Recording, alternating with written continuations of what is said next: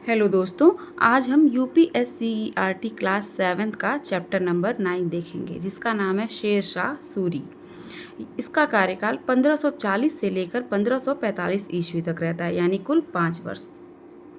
और इतने कम समय में उसके द्वारा जो सुधार किए गए और प्रजा की भलाई के लिए जो कार्य किए गए, वो आगामी शासकों के लिए एक तरीके से पथ प्रदर्शक का काम करते हैं।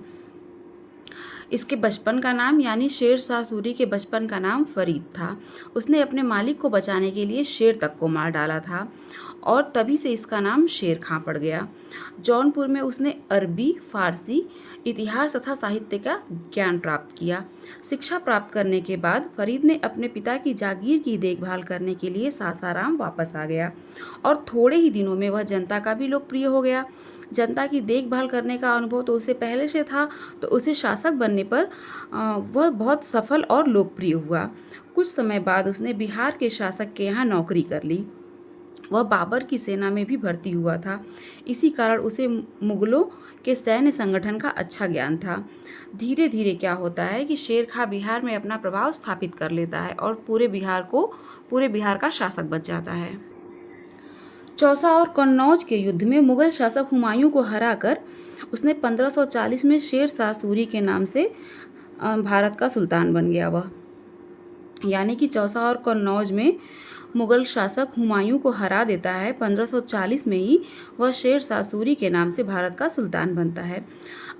उसे अलाउद्दीन खिलजी के सैन्य संगठन और लगान संबंधी नीतियों ने काफ़ी प्रभावित किया था और इसी व्यवस्था को सुधारने के लिए उसने और कदम भी उठाए, जिसमें आइए देखते हैं हम राजस्व संबंधी सुधार।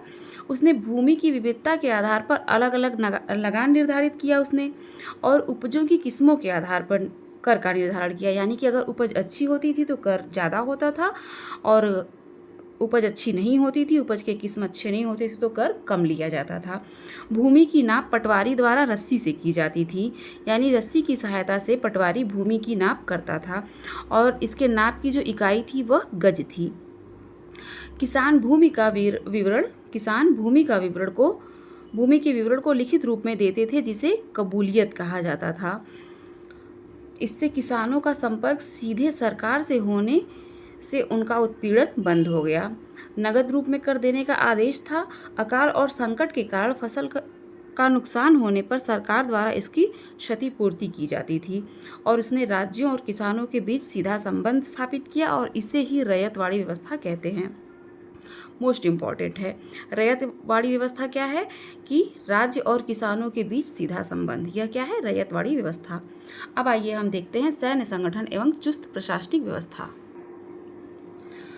सैनिक शक्ति बढ़ाने के लिए अपनी सेना का संगठन किया। डाक व्यवस्था के लिए डाक चौकी होती थी। यहाँ से डाक घोड़े द्वारा पहुँचाई जाती थी। अधिकारियों को नियमित रूप से वेतन भी दिया जाता था और कोई भी व्यक्ति सीधे शेर शाह से मिल सकता था। शेर शाह सूरी के समय ये प्रशासन है, जिसका विभाजन केंद्र, सूबा, शिक और परगना तथा ग्राम को मिलाकर था, और इसके जो जिम्मेदार व्यक्ति थे वो थे सुल्तान केंद्र में, सूबा में सूबेदार, शिक में शिकदार ए शिकादारान, और फिर परगना में शिकदार, और उसके बाद ग्राम में मुकदम या मुखिया होते थे। प्रजा के हित के लिए जो उसने कार्य किए थे, आइए उन्हें देख लेते हैं। शेर शाह सूरी ने सर्वप्रथम सड़कों और सरायों का निर्माण कराया। सर्वप्रथम ध्यान देने वाली बात है कि सर्वप्रथम सड़कों और सरायों का निर्माण किसने कराया था? शेर शाह सूरी ने। उसके द्वारा निर्मित 4 प्रमुख सड़कों में पहली सड़क जो थी वो बंगाल में सोनार गांव से दिल्ली और लाहौर होती हुई अटक, जो आज सिंध प्रांत पाकिस्तान में है, तक जाती थी। इसे सड़के आजम कहा जाता था। शेर शाह सूरी को क्या कहा जाता था? सड़के आजम। यह पूछा जा सकता है कि सड़के आजम के नाम से किसे जाना जाता है। कालांतर में ब्रिटिश काल में इस सड़क को काबुल तक बढ़ाया गया और गवर्नर जनरल ऑकलैंड ने इसे ग्रैंड ट्रंक रोड का नाम दिया। किसने? ऑकलैंड ने इसे ग्रैंड ट्रंक रोड का नाम दिया। शेर शाह सूरी द्वारा निर्मित दूसरी सड़क आगरा से बुरहानपुर तक, और तीसरी सड़क आगरा से चित्तौड़गढ़ तक, और जो चौथी सड़क थी वो लाहौर से मुल्तान तक जाती थी। सड़कों के निर्माण से होता क्या है? व्यापार, यातायात और संचार व्यवस्था में तेजी आती है। सड़कों के दोनों ओर वृक्ष लगवाए गए, विश्राम के लिए सराय बनवाई गई और पानी के लिए कुएं भी खुदवाए गए। उसने शिक्षा के विकास के लिए कई मदरसे व मकतब भी खुलवाए। शेरगढ़, जो दिल्ली के निकट है, नामक नगर यमुना के किनारे बसाया। शेरगढ़ कहाँ बसा? यमुना के किनारे। शेर शाह सूरी ने दिल्ली के पुराने किले में किला ए कुहना नामक मस्जिद तथा अष्टभुजी 3 मंजिला मंडप शेर ए मंडप का निर्माण कराया और इसी को हुमायूं ने बाद में पुस्तकालय का रूप दे दिया। ये वे क्षेत्र हैं जहाँ पे शेर शाह सूरी का शासनकाल रहता है। अब आइए हम देखते हैं कि शूरवंश का पतन कैसे होता है। 1545 ईस्वी में कलिंजर के युद्ध में वह घायल हो जाता है और उसी के बाद कुछ दिन के बाद उसकी मृत्यु हो जाती है।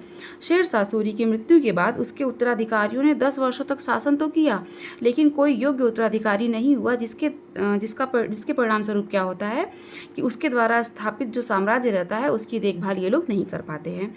ये वे मकबरा है जो बिहार के सासाराम में स्थित है और इसे शेर शाह सूरी का मकबरा कहते हैं। यह एक बहुत सुंदर नमूना है स्थापत्य कला का।